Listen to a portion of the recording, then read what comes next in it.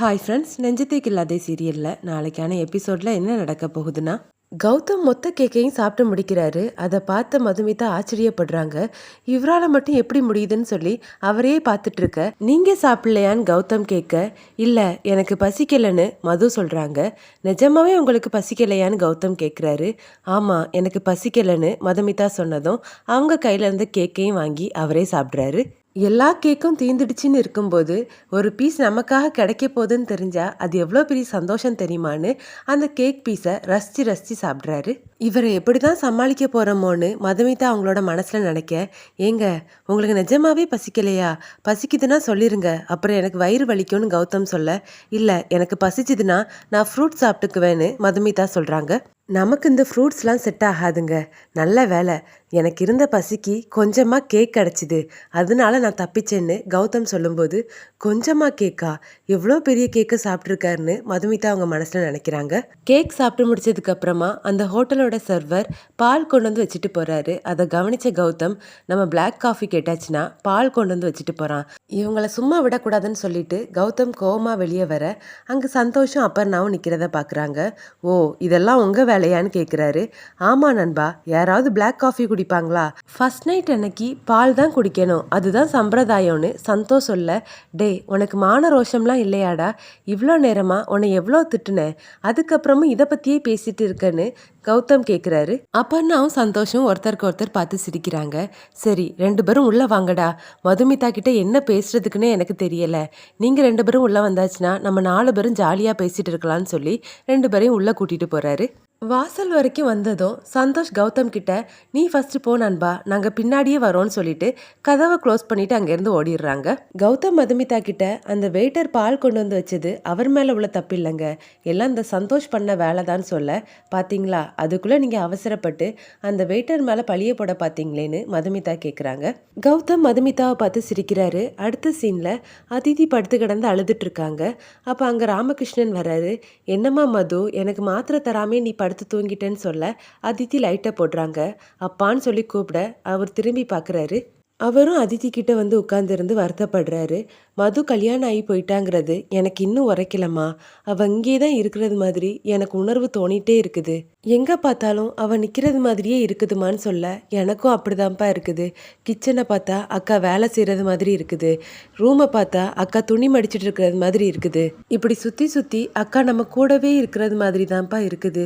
என்ன பண்ணுறதுக்கு, பொண்ணா பிறந்தாச்சுன்னா இன்னொரு வீட்டுக்கு போய் தானே ஆகணும்ப்பான்னு அதிதி சொல்ல, அவள் எனக்கு பொண்ணா மட்டுமாமா இருந்தா, அவள் எனக்கு ஒரு அம்மாவா இருந்தா, அவள் இல்லாமல் எனக்கு என்னவோ மாதிரி இருக்குதுமான்னு சொல்லி ராமகிருஷ்ணன் அழுறாரு.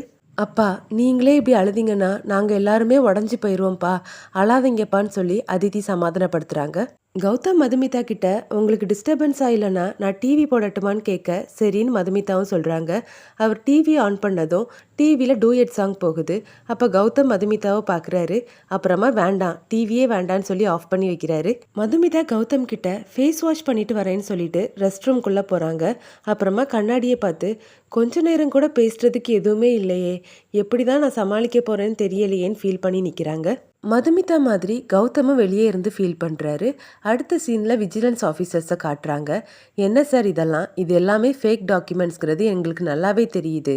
இது பெரிய லீகல் இஷ்யூ. இது மட்டும் வெளியே போச்சுதுன்னா உங்களுடைய பிஸ்னஸ் சாம்ராஜ்யமே அழிஞ்சு போயிடும்.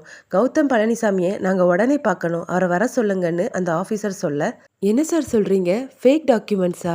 எங்களுக்கு இது தெரியாது சார், ஏதோ தப்பு நடந்திருக்குது, நான் எல்லாத்தையும் சரி பண்ணிவிட்டு நாளைக்கே உங்களுக்கு புதுசாக சப்மிட் பண்ணுறேன் சார்னு அபிஷேக் சொல்ல, இங்கே பாருங்கள் சார், ஒரு 10 நிமிஷம் டைம் தரோம், உடனே உங்கள் அண்ணன் கௌதமை வர சொல்லுங்கள், இல்லைனா உங்கள் கம்பெனியை நாங்கள் சீல் வைக்க வேண்டியது வரும்னு அந்த ஆஃபீஸர் சொல்கிறாரு. சார், உங்களுக்கே தெரியும் எங்கள் அண்ணனுக்கு இன்னைக்கு தான் கல்யாணம் ஆகியிருக்கு. இந்த நைட்டில் நான் அவரை டிஸ்டர்ப் பண்ணால் அது நல்லா இருக்காது சார்.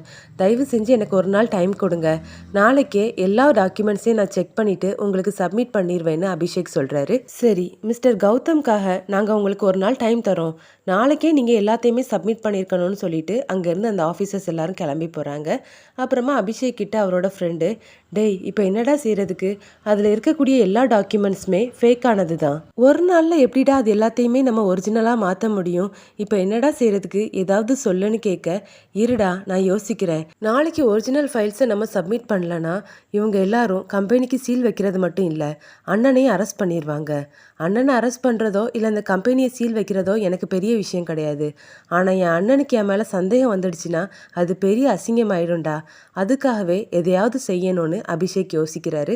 மதுமிதா அந்த ஹோட்டல் பால்கனியிலேருந்து வெளியே பார்த்துட்டு இருக்காங்க. அதை கவனித்த கௌதம், இன்னைக்கு நிலா பார்க்குறதுக்கு ரொம்ப நல்லா இருக்குதுலன்னு கேட்க, ஆமான்னு மதுமிதாவும் தலையாட்டுறாங்க. இன்னைக்கு பௌர்ணமின்னு நினைக்கிறேன், அதனால தான் இவ்வளோ பிரைட்டாக இருக்குது. நீங்கள் உங்கள் வீட்டு பால்கனியை ரொம்ப மிஸ் பண்ணுவீங்கல்ல, அதிலிருந்து மழையை பார்க்குறதுனா உங்களுக்கு ரொம்ப பிடிக்கும் தானேன்னு கௌதம் கேட்க, உங்களுக்கு அது இன்னும் ஞாபகம் இருக்குதான்னு மதுமிதா கேட்குறாங்க. அதை எப்படி மறக்க முடியும்? மழை உங்கள் ஃப்ரெண்டுங்கிறது தான் எனக்கு நல்லாவே தெரியுமேன்னு கௌதம் சொல்ல மது சிரிக்கிறாங்க. கௌதம் மதுமிதாவை பார்த்து, கொஞ்சம் மனசு விட்டு பேசணும், நம்ம 2 பேரும் பேசலாமான்னு கேட்க, சரின்னு மதுமிதாவும் தலையாட்டுறாங்க. கௌதம் பேசலான்னு ஆரம்பிக்கும்போது ஜீவா கால் பண்ணுறாரு.